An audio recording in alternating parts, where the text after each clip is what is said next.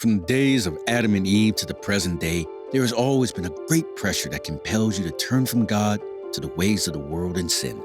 Every day, the temptations to lower the standard of your righteousness get increasingly higher as sin and terrible iniquities have become part of the world system. Vices have become normal, and virtues are considered abnormal.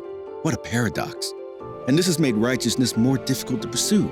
In an age where there is little to no respect for God, where holy things are profaned, and the sound doctrinal church is scorned and persecuted, my question is, where do you stand? Do you stand for God or the world? Are you on the Lord's side in words and in deeds? I know the noise out there is loud and overwhelming. The pressure can be so frustrating, but all these should not justify our state of compromise. At your workplace, your boss and colleagues pester you to be fraudulent and enticingly. There's a huge price attached to your compliance. Your school peers may pressure you to join a gang or commit a sin to feel among. Sadly, the church is not exempted from these compromises, as some spiritual leaders too are perpetrators and preachers of falsehood.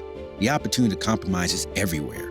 However, God does not move with the multitude. He will never lower his standards because of the ways of men.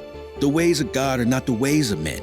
In fact, wide and broad is the way that leads to destruction, but narrow is the way that leads to eternal life, and unfortunately, only a few walk in it.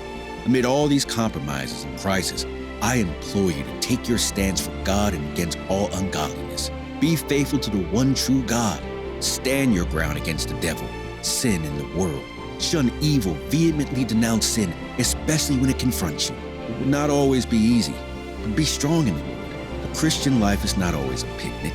At times, it's spiritual warfare. You are a soldier in a fight of faith against the devil's enticing schemes to lure you away from God.